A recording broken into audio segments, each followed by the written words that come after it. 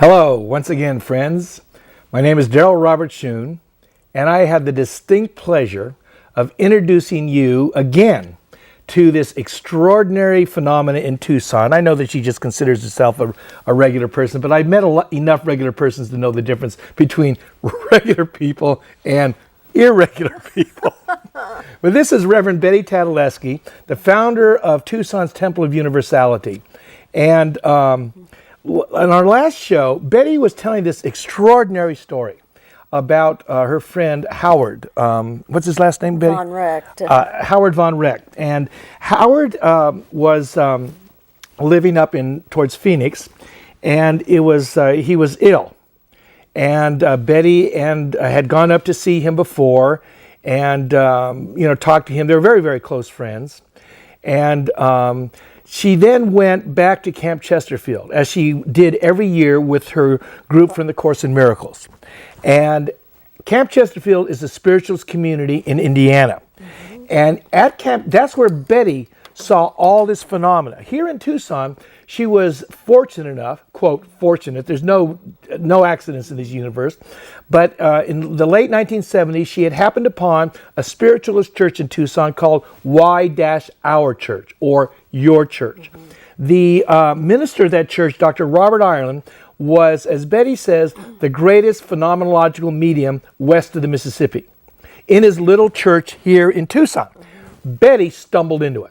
And it changed her life. Yes. All right? For the better. For the better. All right. And she said that once a week, Dr. Ireland would go into trance. He's a medium, so he would channel. And Dr. Carlos Blair would come and give talks on all these different subjects. Now, I've heard these talks. They're all taped. All right? And so here are these people sitting in a room. There's this man. I wasn't there, no, but I can. It was wonderful. I can imagine it. Here's the minister, Dr. Robert Ireland, sitting in the front, and he goes into a trance. All right, closes his eyes. Out of his body, goes into his trance.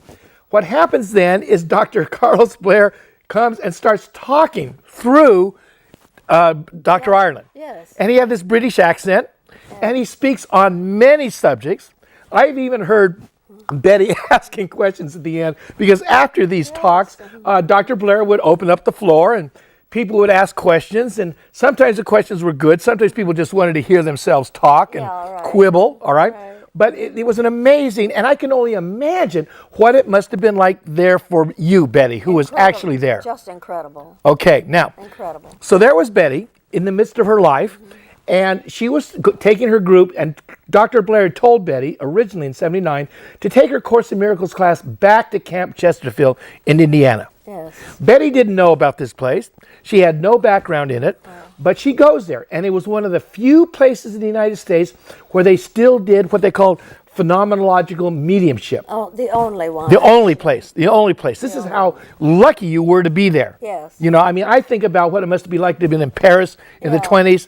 This makes Paris pale. Dr. Ireland had worked there. Oh, he had worked there. He had worked there. Okay. So Betty goes back there, and that's where spirits would come in, because the mediums there, this is what they did, and so they would have all types of phenomena, and Betty was there. Now here she is.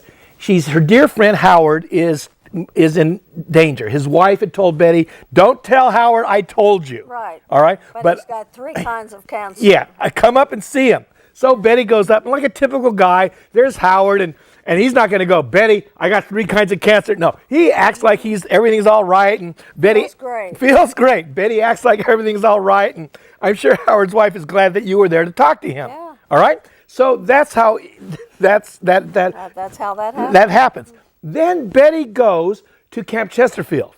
All right, and in one of the seances, in one of the voice readings, Mother Theresa comes in. Mm-hmm. Who knows Betty? She and Betty have a relationship. Mm-hmm. All right? Yeah. And now I want you to tell us what she told you. Well, as I said before, I had talked to my band of teachers. Everybody has a band of teachers. And had a wonderful week, and they said, everything's, you're going home tomorrow. Life is good? Life is good, and I said yes. But I didn't talk to St. Theresa of Lisieux, my healer, who stands here. And she says, but Well, she says, well, she's with your friend in Phoenix. He's very ill, got these brain, lungs, and kidney cancer. So you're told that St. Teresa is with Howard. He's and the Carmelite group Or with Howard. You know, Okay. at the church Okay. under the Blessed Mother. We have the whole Carmelite order there. And it says, well, all of them are with Saint Theresa of Lisieux around him, and he's in great pain, but we're removing it so he doesn't know how sick he is or how much pain he could be in. Yeah. And so you think, because you're close friends, that he knows to go to the light. He's dying, but he doesn't know it because he's not in great pain. All He's right. not in any pain. Okay, yeah. And would you go tell him to go to the light? Well, you don't want to tell your friends to go to the light if they're not in great pain. I mean, out of the blue. Out of the You look and say, blue. listen, if it gets real bad, go to the light. Honey, You're in trouble. I know you don't feel bad, but you know, like the doctors told you at the hospital, you got cancer. You're riddled with cancer, and so go to the light. Yeah. And so I told you last time how I negotiated with heaven. I find it really impossible, you know, to say no, I ain't going to do it. But I negotiated. I said, okay, I will call him, but don't let him answer unless it's time. Okay? You didn't want to prematurely tell him to go to the light. No, on a good day, could be out playing golf. Yes, and Howard, tell go to him the light. Go to the light. No, I couldn't do it. And so, in the next 3 weeks, I called once a week. You know, don't let him answer if it's not time. So, the third week. Betty, that's better than praying, don't let him answer. Don't let him answer. So, his wife calls and says, Betty, you know, Howard is in, you know, really, really bad shape. Would you and your sister come see him, but don't tell him that He's in bad shape. That I called to that you. I called Yeah. you. I said, well, we're going to be in Phoenix airport tomorrow. We Yeah. will come. So we did. We knocked on the door, and he, as I said, we would not recognize him. Okay. He was twice as big. He was swollen, and I have never seen anything And like you had it. seen Howard before? What was it length of time? Maybe 9 months. Okay, It had all been right. a while. Okay. And he was perfectly normal Normal then. charming, this Yeah. incredible Leo man, Yeah. you know, whom I adore. Yeah. And I would not have known him had I not seen Yeah. his wife there, you know. So you know what happened next. You I said, and now there's Howard, all right, looking like he is in much trouble, as you've been told, and you're supposed to tell Howard, go to the light. yes, and after he got over the shock, the embarrassment of me seeing him In that state, way, yeah.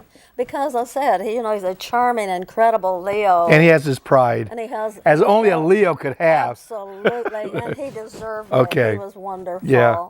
And so we went in and sat at the table with my sister and I, and he and his wife, and they've been to Camp Chesterfield. Well, we had been friends for so many years, and although he had never been to camp himself, he had listened to Dr. Blair. He knew all about spiritual phenomena. So he had been in these when And- Dr. and- Ireland went in trance, he'd been there. Yes, he had done Yeah. that. He and he knew that everything I said was gospel truth. Yeah. Okay. So what did you do? And so I got a card out. This is this card she's talking about. This is what she showed, how a card like this. Oh, it's not showing up, Betty, on this. So Yeah, there are several there. yeah. Cards like Yeah. this. And these, this is one of the most famous mediums that's worked at Camp Chesterfield. This is Moses, who has his hand out and who's parted the Red Sea. And this is a famous musician, and and a picture of my mother in her last life. They all sign it.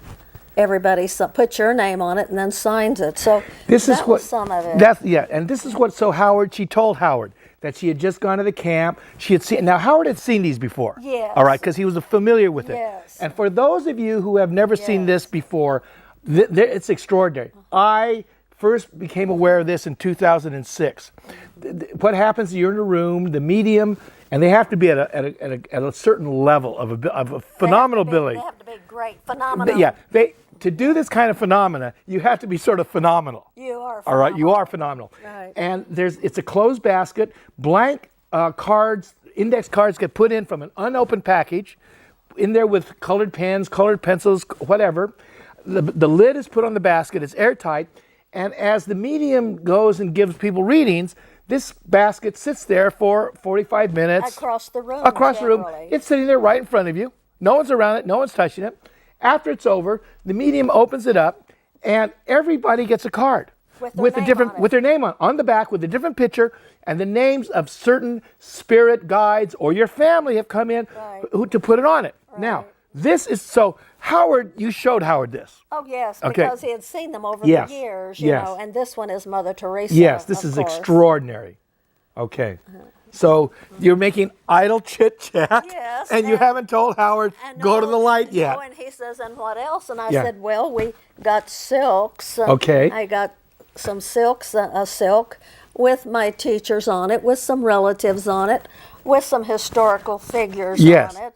And he had seen them before. This is another type of phenomena. The first one here is the first one that I received in '79, and that's my doctor teacher and some other teachers. But I thought it was lovely the first time I went to get a picture of Dr. John Carter. Oh, this is Dr. Carter. Who stands right here. Okay.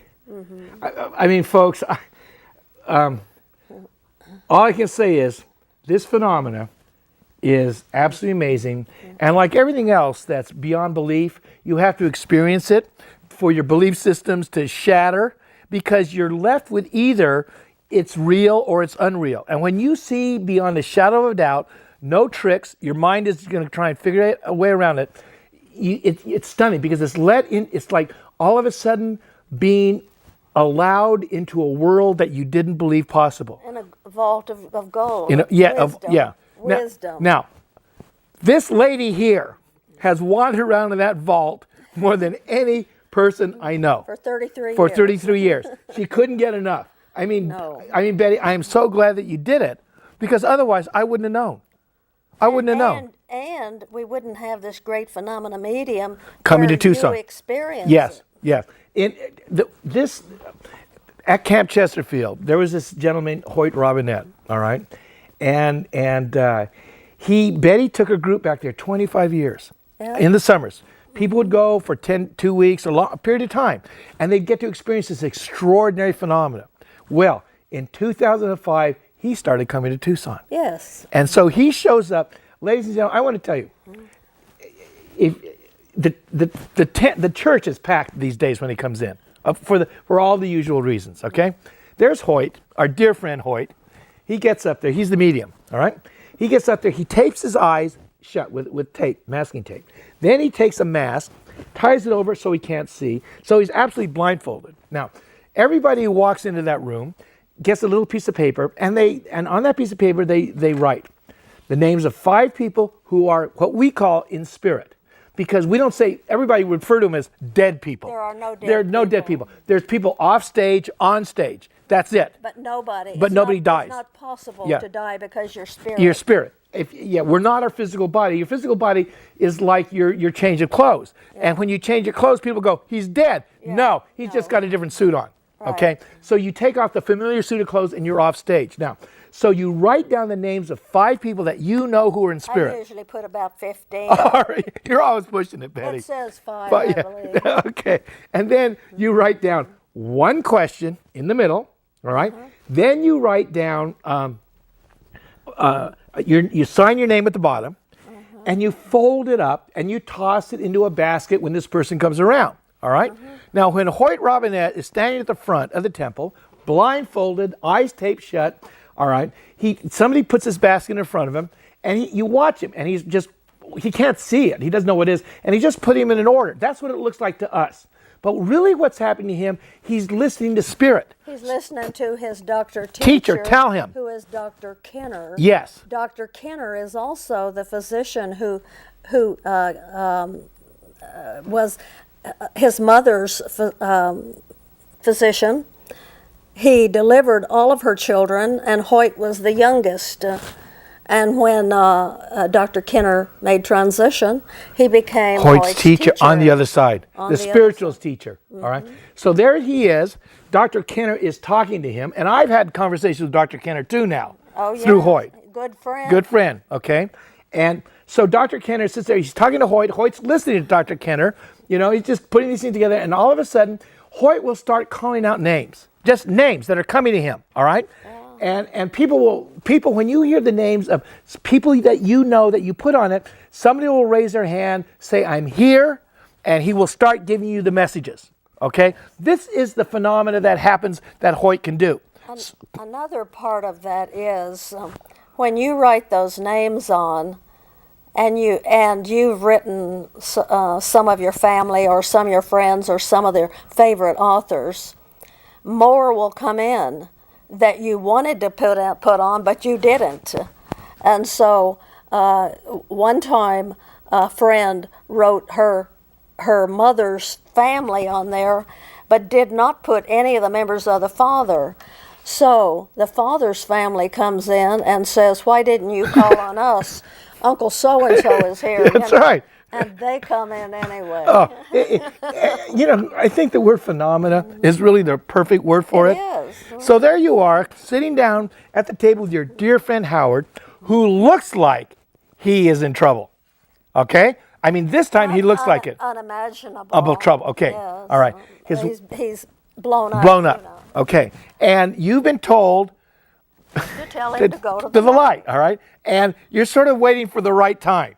I would think. I was hoping it wouldn't even happen. Okay, all right, You know, exactly. Maybe he would go lie down and I didn't have to say it. Say it, yeah, or something would go But it on. didn't But it didn't happen. What happened, Betty? Well, after the silks, after the cards. Showing him all these things. After I told him what Spirit said, after I celebrated about all the Spirit teachers, and he kept saying, and what else? And what else? And what else? Wow, yeah. And finally, what else did I have? Oh, he got to the bottom of your apple barrel. Right. You And kept he showing put him all the his hand phenomena. out and took mine and Yeah. what else, Betty?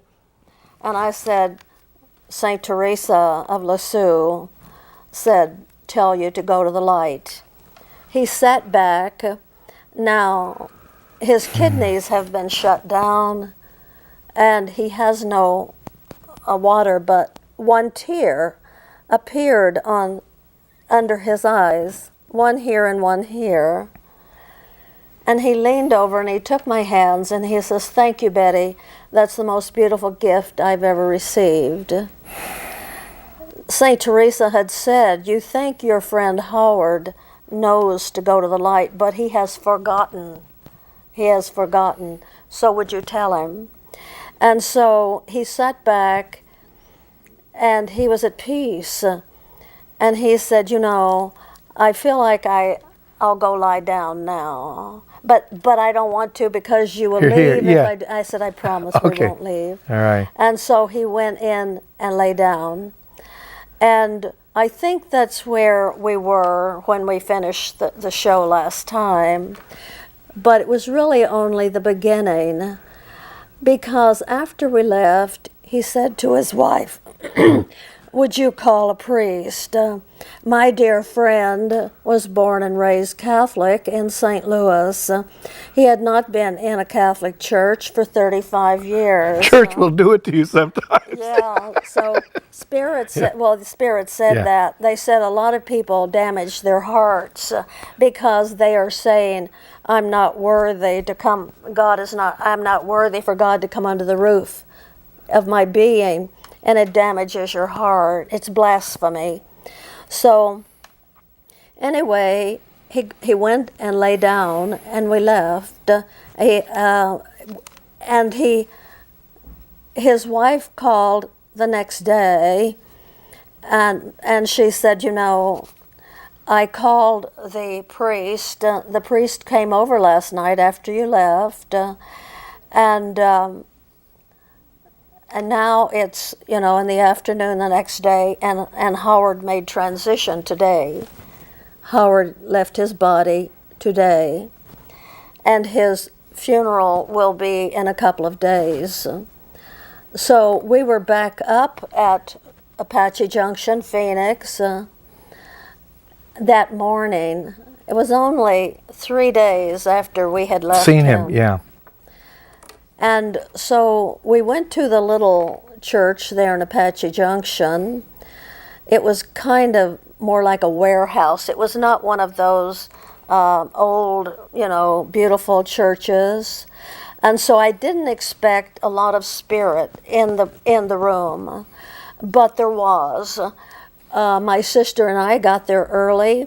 There were 6 women sitting on the second row, the only people in there, and they were doing the rosary. They were saying the rosary.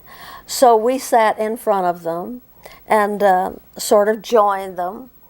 And we just sat there, and the spirit of the Blessed Mother and Holy Spirit came in and filled the room because of those women doing that rosary. Okay? So we're sitting there, and then I could see, without turning my head, I could see the priest and and my friend walking together. Howard walking together. I love it. Now, when I told my sister Sharon that I didn't have to turn my head, I saw it out the back of my head. She says, "Now, Betty, I know, you know, some of your stuff." I said, "Well, honey, you're a spiritualist too." She says, "But I don't go that far." I said, "You know, you are responsible to the degree of your awareness." And I was sitting there facing the front, altar, and I could see him in coming the up. back, okay? That's right. Your rearview mirror. And I'm going to tell it. people. Absolutely. And so there they were, and the casket behind them, the pallbearers pushing. How did Howard appear?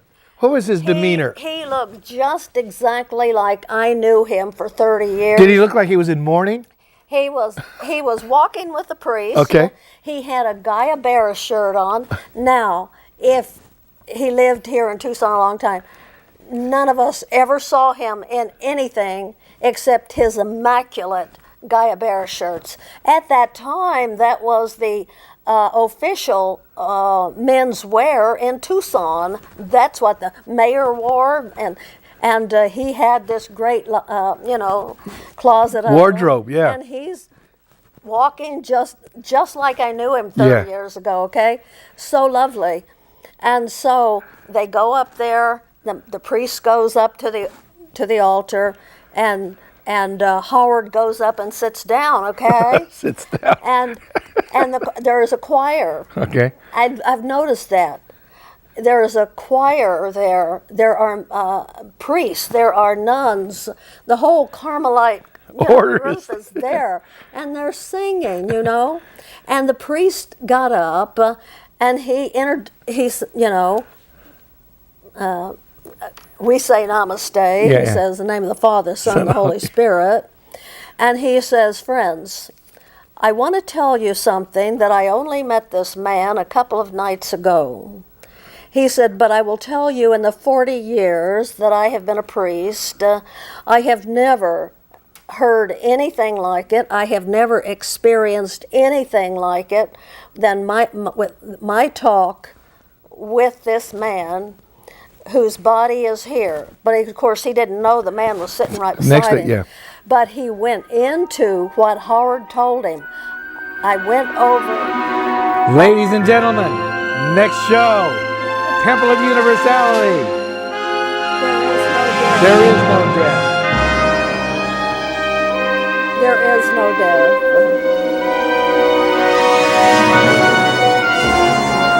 Thank you, friends.